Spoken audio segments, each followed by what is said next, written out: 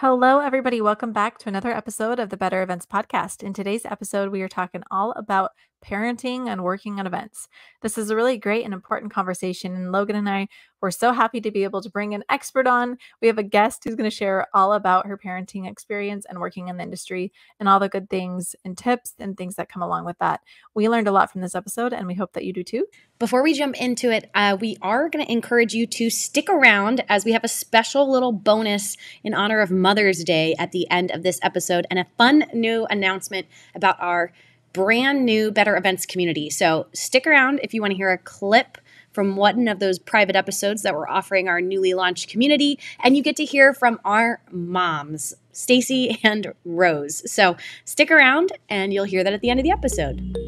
Welcome to the Better Events Podcast. Join two event strategists, Logan Clements and Mary Davidson, who believe we can all create, host, and attend better events. In this podcast, you will learn about event strategy and actions that you can use today as an event host, planner, or manager.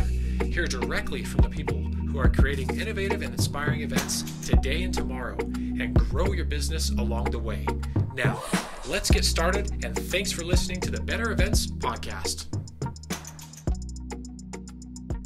Hi, friends. Welcome back to another episode of the Better Events Podcast. I'm one of your co-hosts, Logan Clements, and I'm joined by fellow co-host Mary Davidson. And this week, we are so excited to have our guest, Erica Casner, with us that we're just going to jump right in because I want to save as much time for this interview as possible.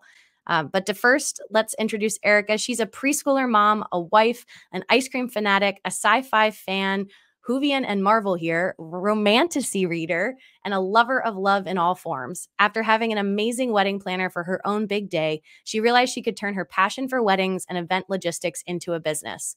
With over 10 years of experience in international events, from weddings and galas to large-scale sporting and TV events, Erica's experience and attention to detail came in handy when helping others create couples' dream day, no matter what it looks like.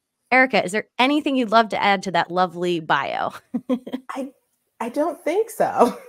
I feel like it's a lot. We'd love to do, Erica, a little additional introduction about why we asked our guests, just to give them some context, the listeners some context. So we asked Erica, well, for many reasons. Logan and Erica, I believe, have worked together before. And then also in this episode, we're talking about parenting and working at events. And Logan and I are both childless. And so we needed to bring in an expert. Erica, here you are. We're so excited to have you here. A lot of our questions have to do with that. And so we're just excited to hear your perspective today. Thank you for having me. I'm excited, and I don't know if I'm an expert, but I am a parent, so here we are. More than us, so yeah, we love it. We'd like to start just kind of setting the background of things and learning more about you. So can you just start by sharing about your background working at events and maybe what your event superpower is? My event background is a little bit all over the place. I actually started in nonprofit galas. And then I went into education. I kind of swerved a little bit when I moved here to New York. And then one day I was Googling jobs and I put in best job or most fun job in New York or something like that. And Tough Mudder came up. And for those who know me, they know I'm more of an indoor cat. And so the idea of me being out in the mud, they were like, "Are you sure?" And I was like, "I don't know." So I started there in operations. I left there as the director of event production. I then have moved on and I worked with Logan at Happily. I was the director of events at a company called Hey Mama, which is a really great place. And I feel like a really good plug for this episode. It's an online platform that supports working moms. And then the pandemic happened. And so a lot of the work was gone. And I had been doing events on the side for years, for friends of friends, things like that. And my wife was like, "I feel like maybe you should just take these little one-off jobs that you're doing and put it all together." And so here we are. Yeah, I remember just being in awe of you, Erica, for all your event skills when we got to work at Happily. That's one of the things I always plug Happily for, being really good connectors for finding other amazing event pros. I feel like I could probably think of a couple event superpowers for you, but these days, what would you say your event superpower is, and how did you come to discover it? I would say, honestly, it's probably working with people in really stressful situations. I know that kind of sounds broad, but I have lots of clients who say, "Oh my gosh, you seem so calm." I'm like, yes, this is my job. My job is to help keep you calm. You know, I've been married for 7 years. I'm like, on my wedding day, I was nervous, right? But, you know, when I'm out there making these events happen for other people, being able to look at a crowd and say, hey, here's what we're going to do, or making sure that they have the information beforehand so that they come in feeling comfortable.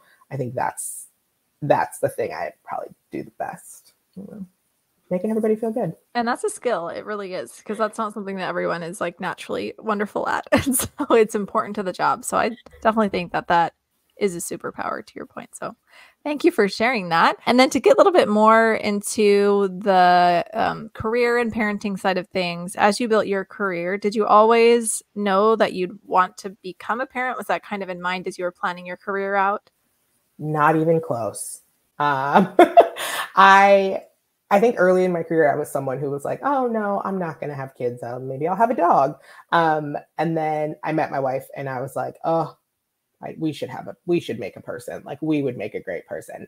And so we did. I think the biggest thing for us and for me was kind of figuring out, okay, one, I'm going to make a person. Like, you know, how am I going to work events for that 9 months? That's kind of, can be great, can be terrible, can be all of the things. And then once this person's here, what does life look like then? So it's been interesting. So my son was born at the end of 2018. So I was at Tough Mudder at the time. I was pregnant for an entire season, which I'm not going to lie, I don't necessarily recommend if you do outdoor events in the middle of nowhere. Like, being the one pregnant lady, not great. You know, there were some moments, and by the end of the season, my uniform did not fit. But I left at the end of the year, which was helpful because then I got to be home for Thanksgiving and, you know, Christmas and all of those holidays, and then figure out what I wanted to do next after, you know, creating this little person. And so, yeah, events and parenting, I think, go actually really well together. Like, I'm much better, I think, at being in events and in, like, you know, stressful situations, because I have to like calmly manage someone who doesn't fully understand things. And so I've gotten really good at like breaking things down in a way that makes people feel comfortable and understand. And they're like, okay, we can do this. It's like, yes.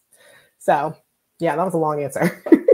No, I think you're giving me hope, Erica, because this is something I feel like I like personally, again, where I'm childless. I'm surrounded by a lot of friends in my life that are more, they've chosen probably pets of dogs or cats are kind of their children in their lives. And I'm only just starting to have a couple of close friends, you know, get into parenthood at all. And so it's always refreshing to hear other people's perspectives, because I'm a planner where you have an event podcast. We plan things.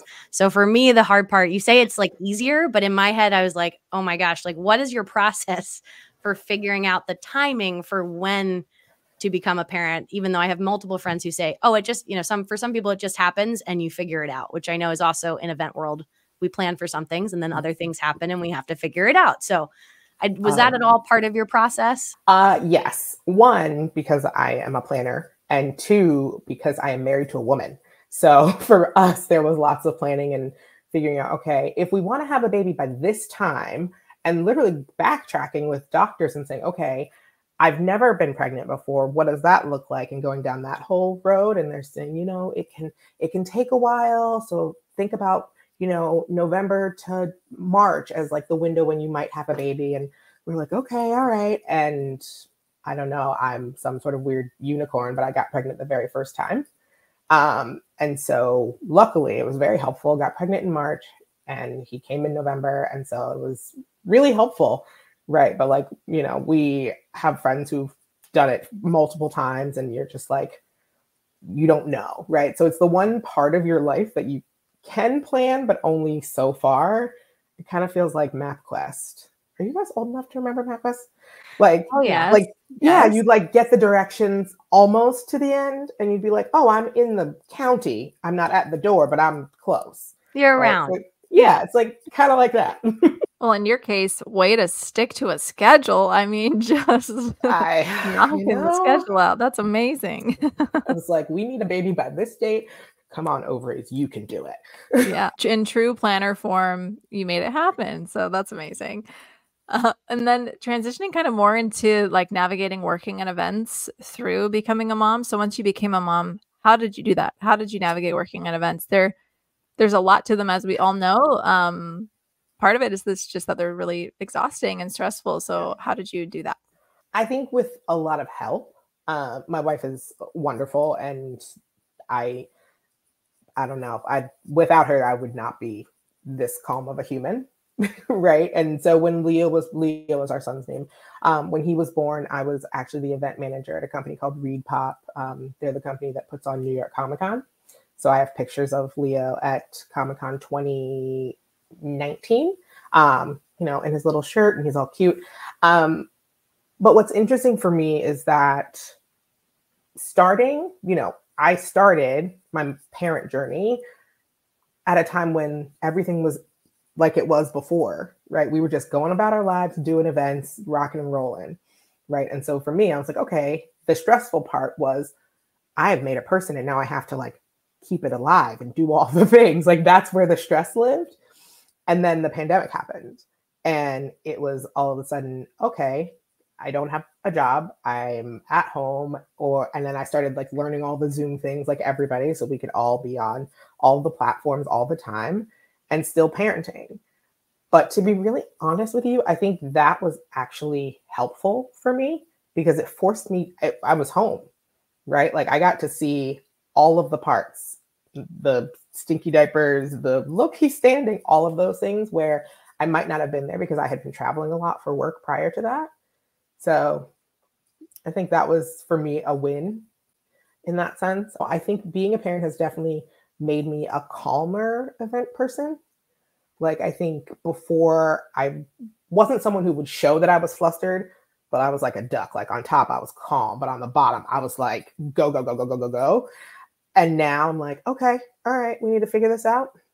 Totally fine, right? Because at the end of the day, I'm getting a client married, right? I'm helping a client, put on a training or a gala. I'm not having to worry if it's my job to make sure that that client lives to see tomorrow, right? So the stress is a little bit different. I was going to say, once you created life, it's like, well, we're not creating life here, so we can, kind of, yeah. Which I think is really helpful, which is why I think parents make really good planners, because babies force you to become a planner, even if you're not, right? You have to start planning everything, and and it starts at the very beginning, right? Like, your child is born, and then you have to take them to like a doctor's appointment. I think it's like 3 days after they're out. So like you have to plan for all of that. And so, I think parents in the event industry, I think it just makes us better. And like now that it's interesting because you have kind of gone like before COVID, during COVID, and now we're 4 years out. I don't know if we're post really, but 4 years out COVID. Like, how has being a parent? You talk about the benefits, but are there other ways that being a parent has impacted your career? Yes. Right. So, like I said before, I was traveling everywhere. If clients were like, "Hey, can you come to Texas? Hey, we need you to be on this project for 2 weeks." I was like, "Oh yeah, sure, let's do it." And now I have to kind of stop and think like, okay, so my son's going into kindergarten next year. And I'm like, okay, sure, I might be able to take this job in Boston for 2 days, but I'm not going to take a job in Florida for a month, right? Kind of thinking about, sometimes I wonder, I'm like, am I missing out on an opportunity? I don't know. But would I rather be here to like hear my kid learn, like he's obsessed right now with this song called Bananas Don't Jiggle. And I know, it's sung by the Minions. It's so strange. It's like a Minion adaptation of that song, like My Money Don't Jiggle Jiggle. That song from like a couple years ago. That's his obsession right now. And so I'm here to see that, right? And so I'm like, I'll take that over a conference any day. You better believe I'm looking that song up after this. It is. 100%. Okay, I'm just going to warn you. It's an earworm, and you're going to just be like, bananas don't. And it's weird because it's not English. It's like, it's not English, but you're going to get what it's trying to go for. It's just a whole thing. That's amazing. Listeners, don't worry. We're linking to it in the show notes, so you too can have this earworm. You're all welcome. And also, I'm sorry. That's awesome. I really like what you said personally too, because it's just like, I think about that all the time. In life, I have FOMO about everything all the time. And so I'm like, Yeah, that's something that I think about, is that I think I'd be like, I don't know if sad's the right word, to turn on opportunities, but the perspective that you just gave it, I think is important. And I think, one day when I'm a parent, that's something that I'll probably understand better too, is like when it's yours, you're going to be like, yeah, I don't need to go to the conference. That might make a little bit more sense. Yeah, but it's so interesting because it also, being a parent has also given me other opportunities that I don't know if I would necessarily have gotten. Like, I worked at a company called Hey Mama. I was the director of events for a while. And so it's, when you're doing events, it's really helpful to know your audience, to understand like what are they looking for out of that event or that moment.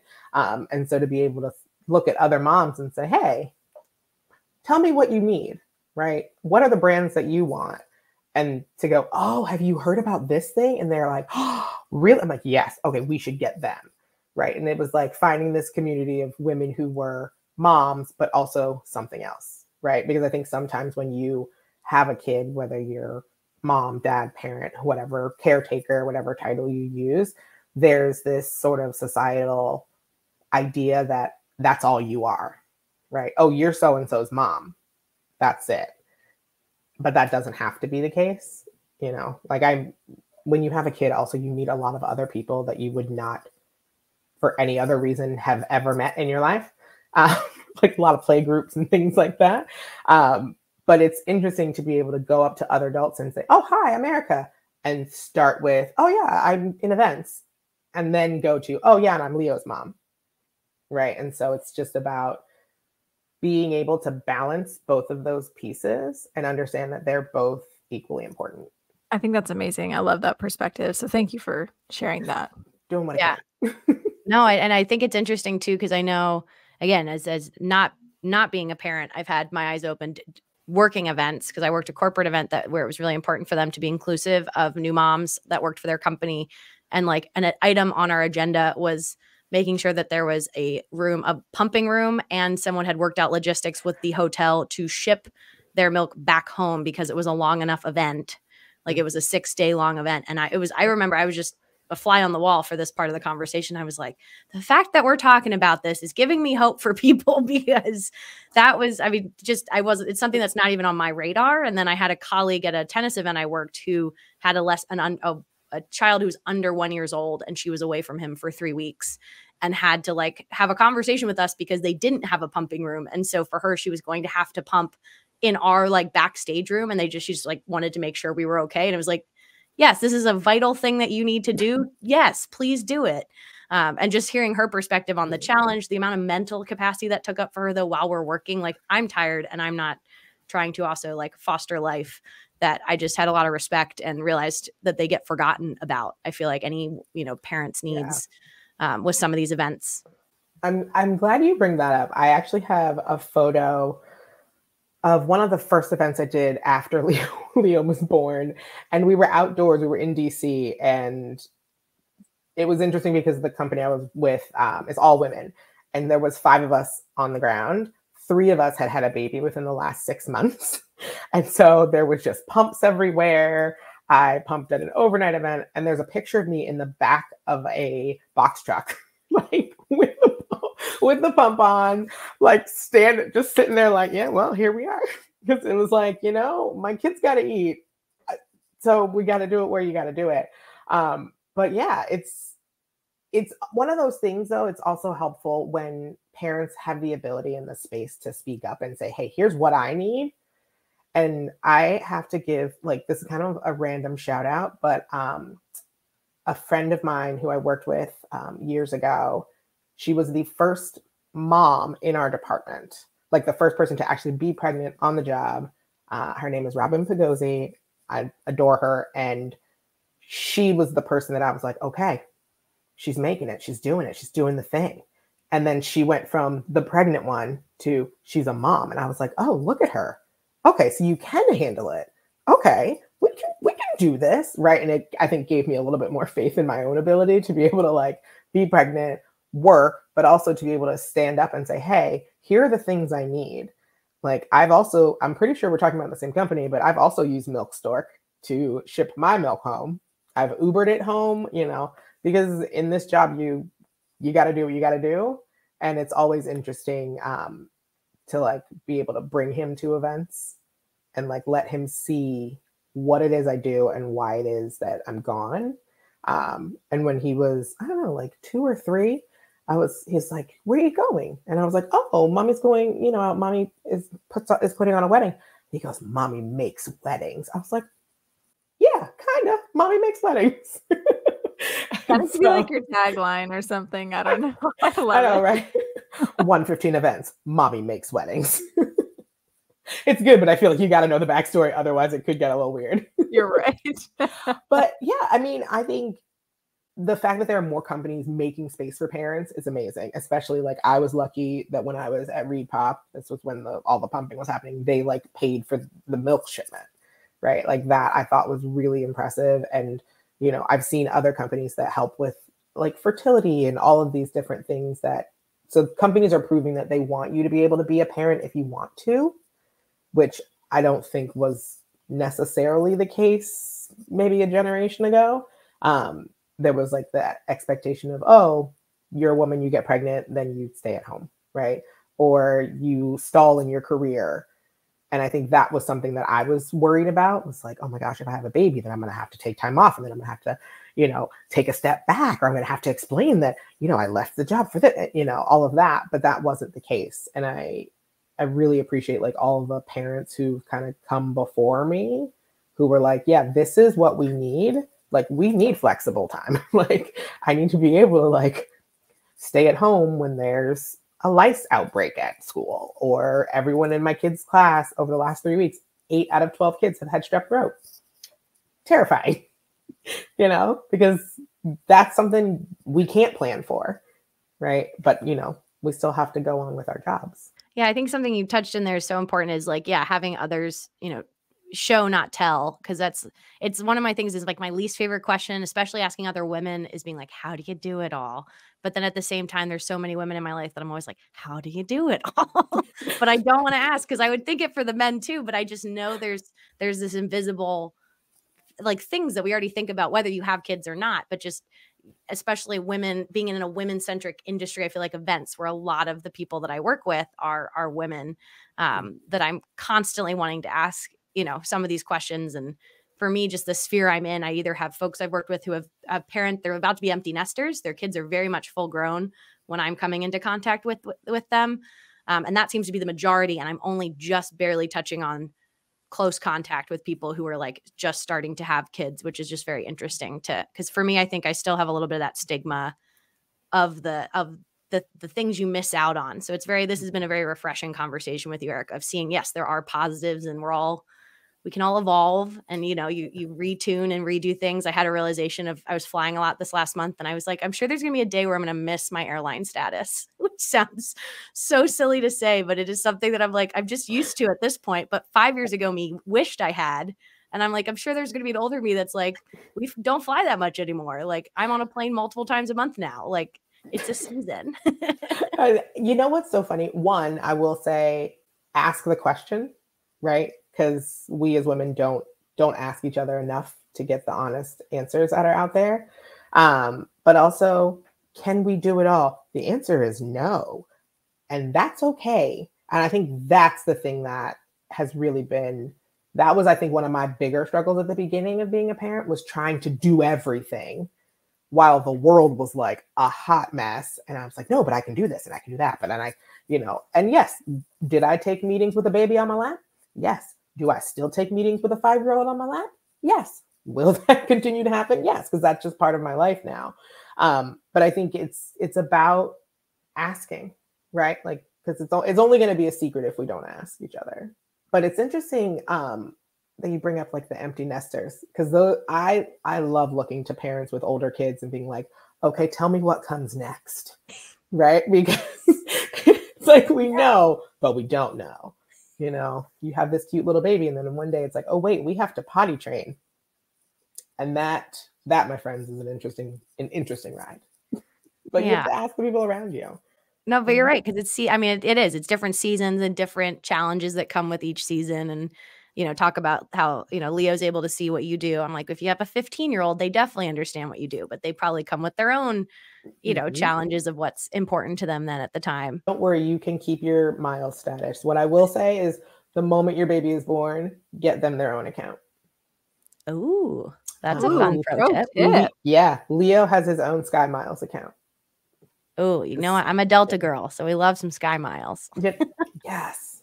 Logan, I knew I liked you. Yeah, exactly.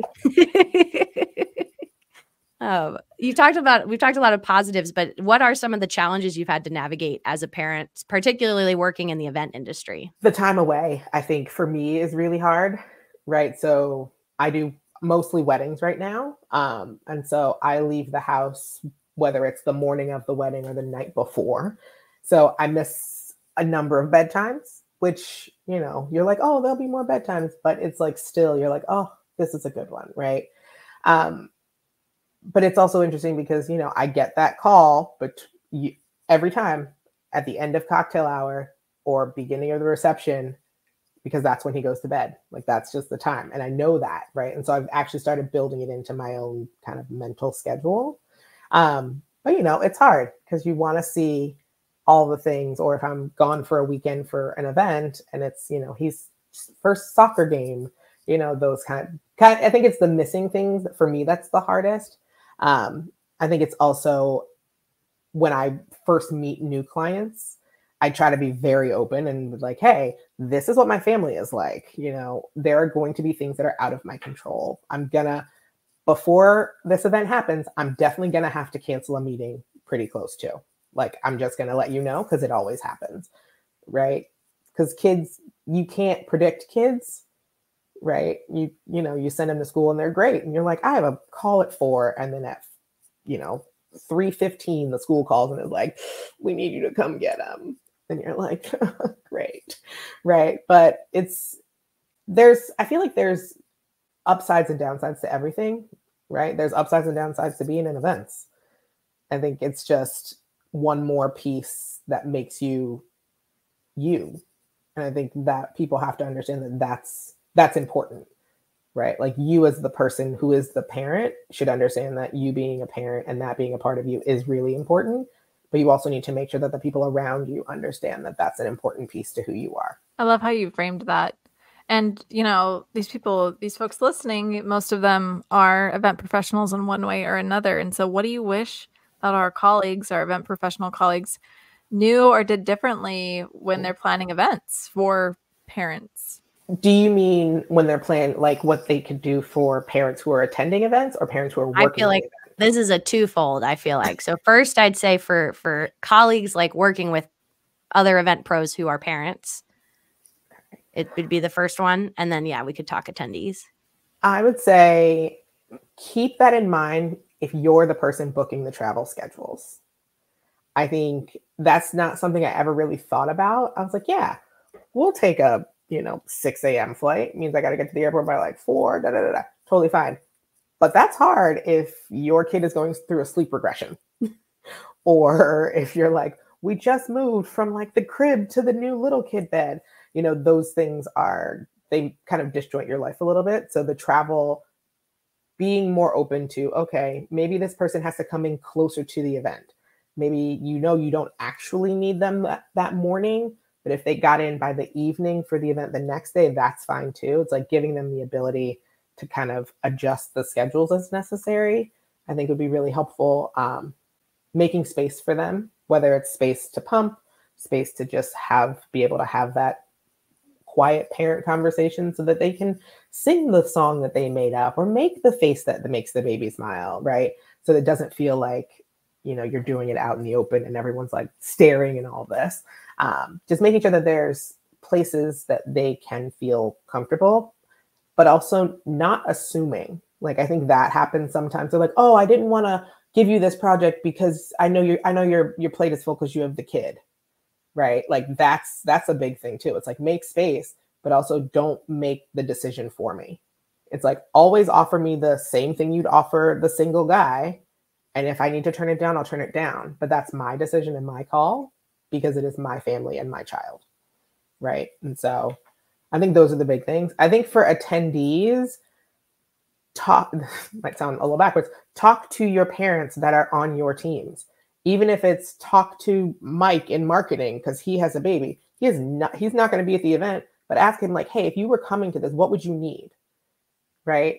Where one thing that I realized has become much better at events that I've seen, but took a while to get there, is like stroller parking.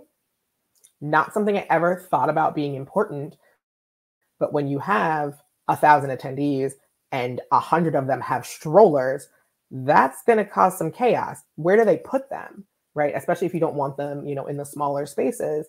What do you do with that?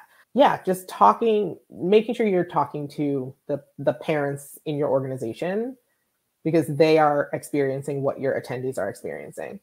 Whether it's, hey, do you have a refrigerator somewhere so we can put this milk into this fridge? Hey, can I park my stroller? Hey, does this men's bathroom have a changing table? That's something I've run into several times.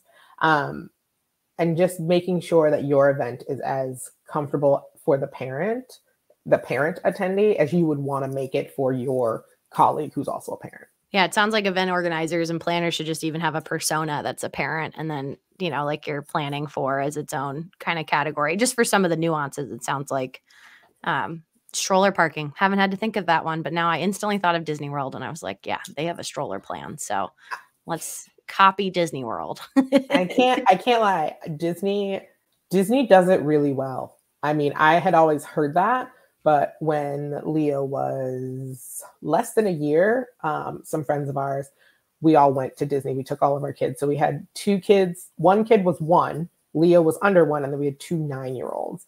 And we were like, oh, and they had a lot of different family spaces where you could go in, and there were clean bathrooms and like clean chairs for you to sit in and pump, or like quieter spaces if you did have a smaller baby, things like that. So I was like, okay, I see you, Disney. Yeah, we can all learn a little bit of event design from them. But yeah, I think we're almost at time. But I do want to see, Erica, if there's anything else you want to add, or any particular advice you have for event pros who are thinking about becoming parents. I think if you are thinking about becoming a parent and you want that, do it. Right? I think we are living in an age now where you can do both, and you can do both successfully. And it's not something that's going to have to hold you back like it has done in previous generations. And a welcome to the club. We're always looking for new members. We love it. Thank you so much for sharing all of that. I think it's a really important and valuable conversation. So thank you for sharing your perspective on that. And then if listeners want to stay connected with you, where can they find you? We are out there in the world. 115 Events. It's ONE, then the number 1, number 5, events.com. We have the same handle on Instagram. We're on TikTok, but it's not where we live. Don't judge us by our TikTok. It's hard to be everywhere as a business owner these days. It really is. Yeah, I'm like, I got the Instagram down. That's all I can give you. Amazing. Well, thank you so much for being here, Erica. We really appreciate it. Thank you both for having me. I think this is a really important conversation, and I'm really glad you guys are talking about it. Now, before we officially wrap this week's episode, we're giving you an exclusive preview to the interview that we did with our moms in honor of Mother's Day and to launch our brand new Better Events community. This is a preview, but you can get the full episode if you join our Better Events community. And it's just for $75 a year or $8 a month, whichever fits what you're doing.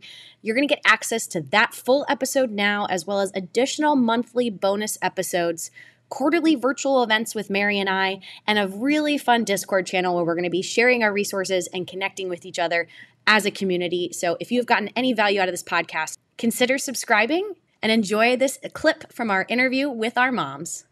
This is kicking off, Mary, our brand new Better Events community, which is a private podcast and resource group. So this is a bonus episode. If you're listening to this, you are subscribed, and thank you so much. And to kick us off, we figured what better way to do it here in the month of May than with 2 very, very special guests, our moms. We have Stacy Mayu Clements and Rose Evans joining us today, whereas both Mary and I affectionately call them Mom. So our first question we have for you, and I think I'm gonna have you go first. Stacy, my mom, how would you describe what I do in events?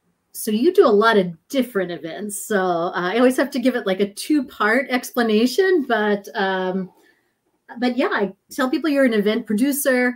I kind of explain it as if you go to an event and someone is queuing, let's stand up and or sit down, stand up, do the wave. Let's do the shoot t-shirts in. Let's cue the national anthem. Commercial breaks when you see things going out. That's what Logan does. So kind of moves everything around on the actual playing field where the fan experiences, and has some queuing up of, needs to know the sport that you're at. You need to kind of understand the timeouts, TV timeouts. And then when you do professional events, I kind of explain exactly like this. Logan can do things in person, everything from the registration to running the whole event as a producer.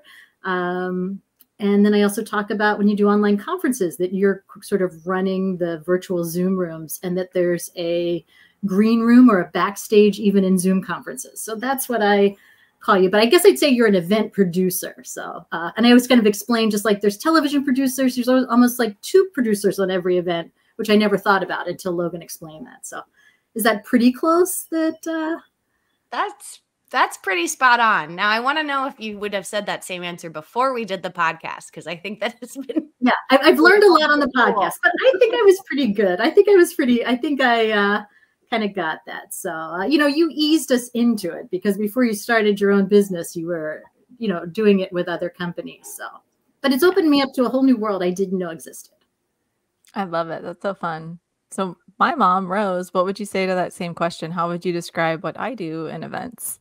I've never been to an event that Mary has done, because again, I am out of state like Stacy is. And so all I know is what I hear, and what I hear on the podcast, and then also just from Mary personally. Mary's pretty thorough in her exclamations on the show.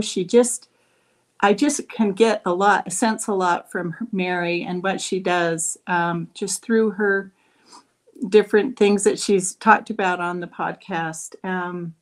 I imagine, because I know my daughter, that she is totally ready to go with each of these events that she's in, and she works well with people. She always has.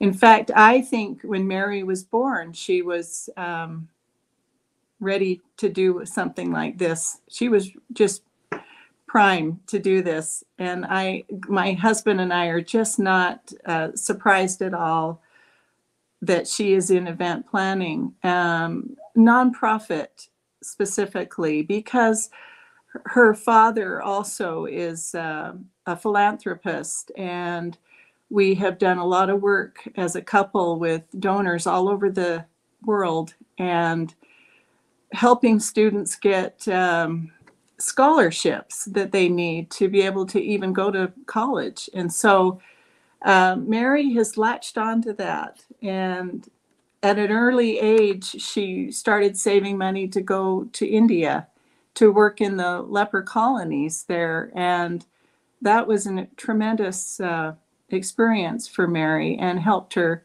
so much to see that there is so many people in need in this world. So I think nonprofit is Mary's strength. And again, I think it comes from her father. And I just know that Mary is capable of doing wonderful events. She's an honest, hard worker, not afraid to get in there and work hard. Thanks, Mom.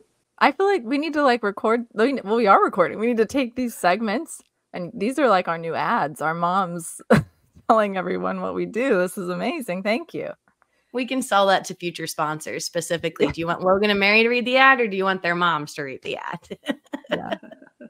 Oh, yeah. No, that's amazing. I mean, Rose, you already started to answer our next question, which was if you could go back 20, 25, for me, maybe more 30 years, was there anything that we did that could hint that we would both end up falling in love with events? You're going to have me answer this first? I'll have you answer this first. Okay. Yeah. This is my favorite question, just so you know. Mary, as a young little toddler, she was what, 1.5, 2? She was following little toddlers her age around, just right in their face, just really wanted to connect with them.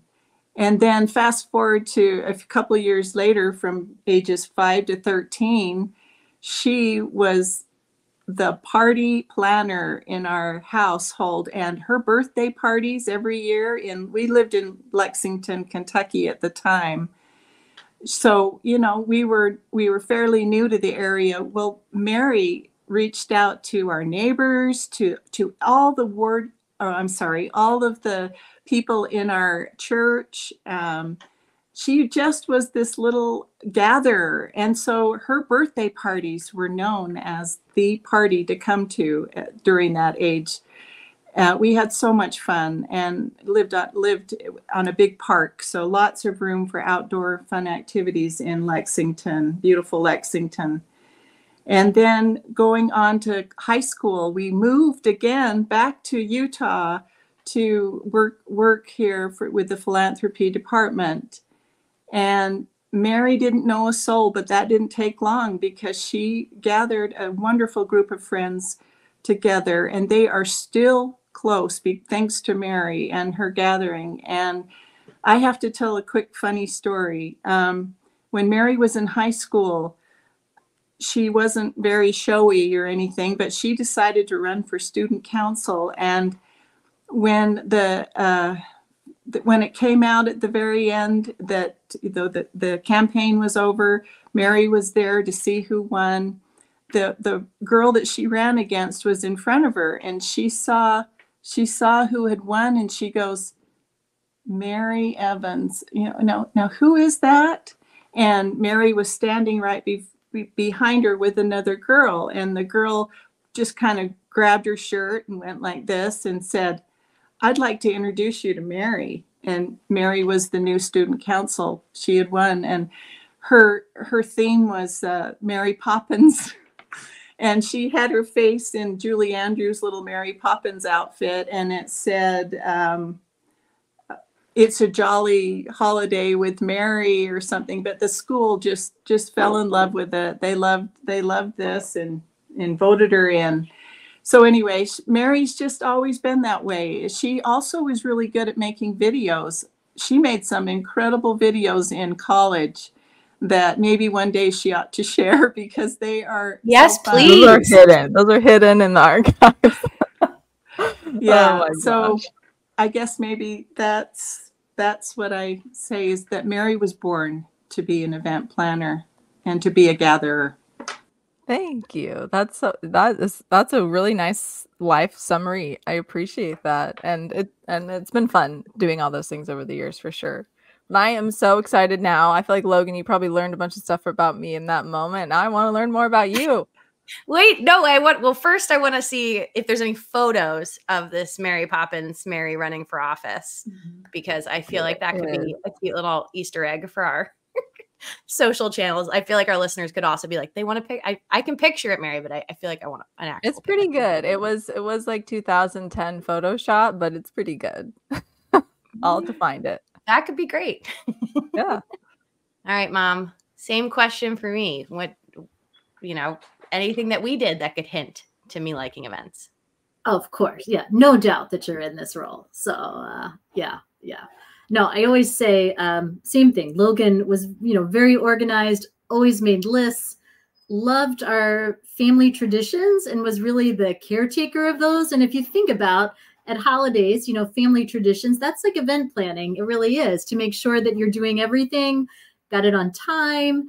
She would always make sure, we have these 5 things to do. We're going to get those done before Christmas or after Christmas or at different holidays. So, and then especially the sports side of her business. I mean, Logan, which I, use the story all the time. Logan was always like, I'm going to go to the Olympics. One day I'm going to be in the Olympics.